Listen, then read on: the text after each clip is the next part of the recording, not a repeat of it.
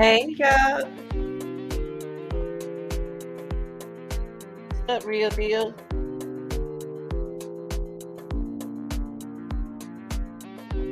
How's everybody doing?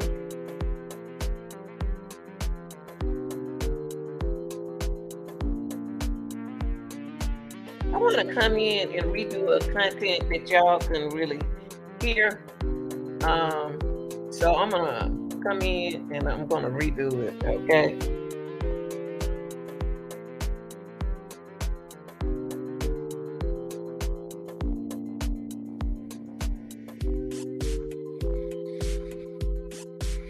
Okay, y'all, time to get up in here. Almost 10 o'clock. I got a live coming up. It's gonna come up. I hate I bump head with it, but I'm gonna hurry up and do this live right quick, y'all. I want to share, y'all. I want to share something with y'all. The two Oklahoma girls, they went missing, and the family was trying to find them. And so, due to the fact that the family trying to find them, they've messed up what Mr. Fadden right here had in progress. But this is what I want to show y'all. Mcfadden is a serial killer, y'all. Okay, and I'm gonna show you a video of the inside of the house. They left the house right there so the family members can come in and see things. Hold on for a minute. So, family members of the victims are allowed inside the home. Jesse Mcfadden in Oklahoma sex offender who shot six. He shot six people, y'all, including his kid. Yes, yes, this dude right here. Yeah, him. He had handcuffs, he had drugs, he had everything. So we're gonna get into this reaction right quick. It's not that I'm rushing. It's just I got a line coming up. Okay. Now Mcfadden is 39, y'all, and was convicted of sex offender and rapist who was about to stand trial on Monday when he carried out the killing before turning the gun on himself. The families of the two teens, remember they looking for two teenagers girls, in Oklahoma, the victim was allowed on property where they witnessed a horrific scene. Okay, let's go here.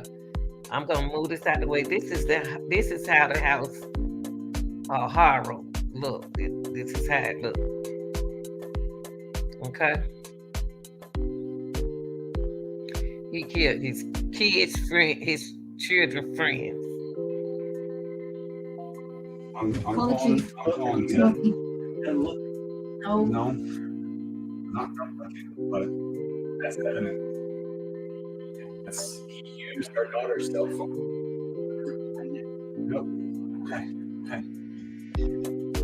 Oh my God.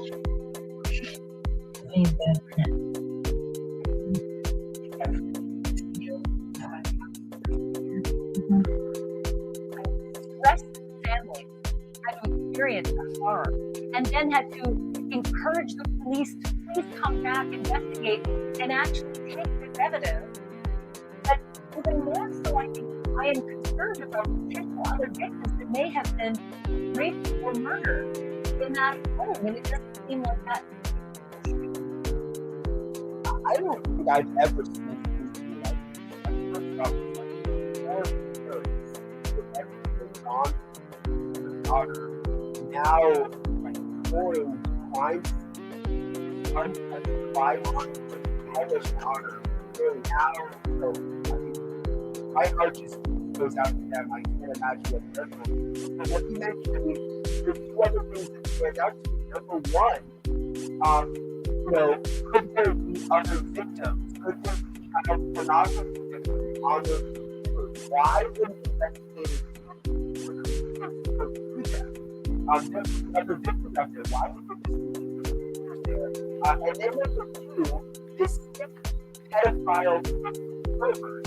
How do we know he didn't have other men over his Clearly, they had shackles. This is a place that was set up and had been there for a while. It appears. How do we know there aren't other men involved in other things that happened there in the past?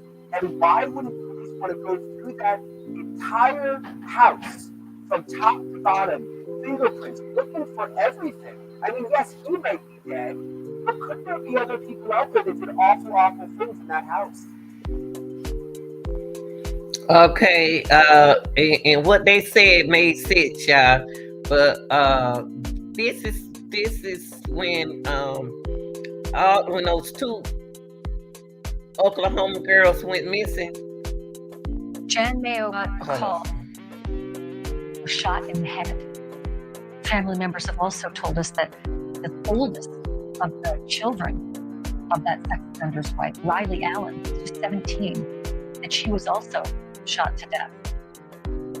Brittany's mom, Melania Chabelle, told us that her son informed her, and I will quote her, that the police found all the bodies scattered around in different places. So that means she was trying to run away and get away from him. He shot her one time in the head, and that is what killed her. Again, that is the mother of one of those teenagers that had just gone over for the slumber party. Melania Chabelle telling us that exclusively tonight. The court record saying that the court case, the trial that was supposed to start yesterday, that's when Jesse Mcfadden was supposed to show up and answer to soliciting sexual conduct with a minor and possession of child pornography. All of those crimes committed while in prison on a contraband cell phone in 2017. Well, it didn't happen. That trial didn't happen because he took his own life as well as the other 6 people he murdered. The question is, why was he out? Yes. He had a 20-year sentence, but he got out 3 years early. Yes. We called the Oklahoma Pardon and Parole Board, and we got this statement. Jesse Mcfadden was released in November of 2020 because he discharged his sentence, not due to any action by the Oklahoma Pardon and Parole Board. It still doesn't make any sense. It sure don't. He had a 20-year sentence, he got out 3 years early, all the while charged with the same kinds of crimes he was in there in the first place. So why did it take six years to prosecute him for crimes that were committed while he was actually... And another thing too, y'all, I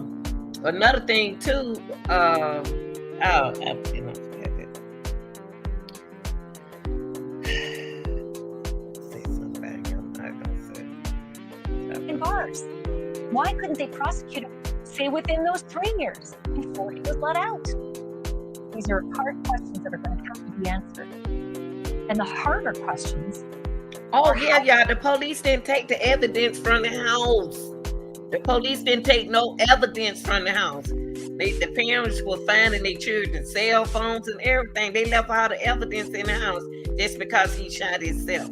But there could be some more kids out there and somebody else can be doing it to them. The same way he got away with it. Well, the crime scene played out. How these innocent people lost their lives. That's right. Joining me now live in this exclusive interview is Jan Mayo. Jan is the mother of Holly Guess. Holly was murdered as well as her 3 children. She was his wife.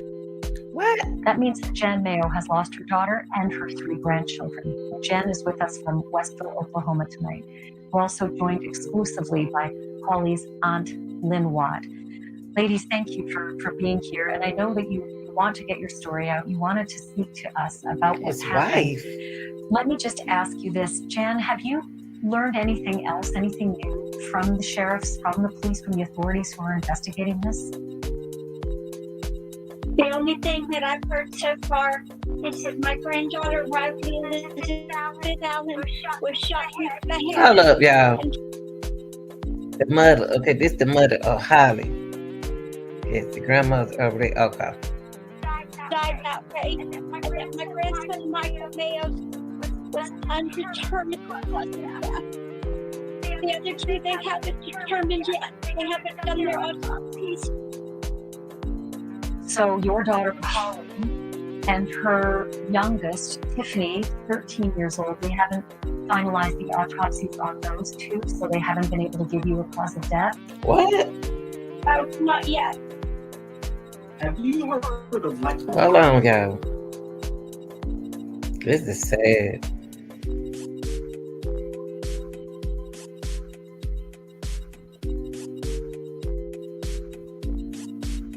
So did any of the authorities tell you what they think happened just from being able to assess the scene? No, I can't get any information. They're not releasing any information to me at all. What did the authorities tell you when you got that just horrendous phone call? All they told me at first was that Jesse was missing and the two girls that he supposedly kidnapped were missing. Nothing about my daughter or my grandchildren. I had to find that out from Facebook that they found 7 bodies. Wow. Nobody told me anything until 10 o'clock that evening that my granddaughters, my grandson, and my daughter were dead. So It was 10 o'clock. did they, at 10 o'clock, did the authorities eventually call you to give you this information? Yes, at 10 o'clock, and that's when they told me that my family was being transported to the Tulsa Medical Examiner's office. Was there any other detail that they were able to give you during that phone call? The only thing that they told me at that time was that they had been shot, and nothing more. Did they say that all of them had been shot? Because originally we had heard that just Riley had been shot. But did they say that all of the family members had been shot? That's what I was told, that they had all been shot, and that he took his own life. Was there any indication at any time, Jan, that this man was so incredibly dangerous and to the point of being lethal? No, there was nothing. I saw them Thursday at my granddaughter's choir concert, and everybody was happy. They were just smiling. They were in a good mood. Tiffany gotten up and sang with her choir. She was getting ready to do cheerleader tryout Friday. They were just happy. And did Holly know anything about his criminal background, his time served, and the charges of criminal rape that he had served that time for? Yes. The only thing was, he had lied to her and told her that the girl was 19 years old, not 16, and that everything was just a misunderstanding. Wow. So he fed them false information. See, he telling them that the girl's 19, but the girl's not but 16. Whew. So those was a friend of their friends. So he knew them. Paid a young lady to portray the victim and talk with my daughter. And he told me, oh, it's just a misunderstanding. You don't get 20 years for a misunderstanding.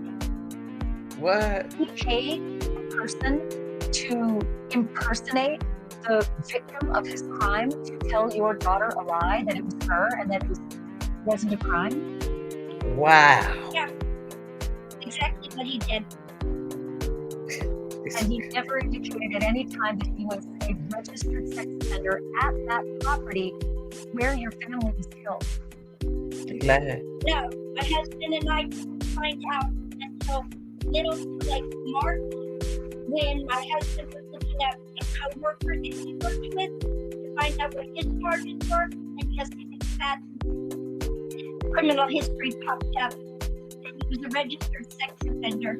My husband. So this is just like, I know that. listen, y'all, this is just like people living in your neighborhood. You know what I mean? And you don't know who house your children over and what's going on. This is so sad. So the only contact you had with these kids was just on the telephone? On the telephone. occasionally, and at events at the school, we were allowed to go to track meets. Kids weren't allowed to come stay the night with us. And if they did, Jesse would track their every movement. What? He would use their cell phones to track them. And Lynn, what were you just about to add? Holly was extremely close to my brother. I don't know that I've ever seen a father-daughter bond. And any time, like, I was probably the most outspoken family member about Jesse being a registered sex offender. And I would say, do this, Jesse, do this. And any time we tried to approach the situation, she was punished. She was shut down. She was constantly on eggshells. She wouldn't be able to talk to her children, so she had to keep a balance. She had to accept things if she wanted to keep an eye on her grandkids and talk to her daughter. It's sad. It was just an everyday call from Jan, just so stressed. My brother actually relocated to Henrietta to be close when Holly moved. He got an apartment and moved to Henrietta so that he could attend the school events and be there for his grandkids. And he was living in that town and still was not allowed to see the kids. So it sounded as though Jesse Mcfadden had an extremely controlling relationship over Holly and all three kids, and became increasingly unable to accept the fact that there might be something wrong with this man, and that he might actually be. Okay, y'all, I'm gonna stop that right there. But I just wondered what y'all think about this, man. And y'all, this is Oklahoma killer. That's when they were looking for those two girls, y'all. I just wanted to come in and redo this video, y'all, because y'all couldn't hear on the other video. And I want to thank the person who told me that they couldn't hear the video. But this is about it started out about the two Oklahoma girls being missing, and it ended up being Mcfadden house down the street somewhere in a field. He did this to his own children friend. Yeah, so y'all like, share, and subscribe. I'm out. I just redid the video. I'm out.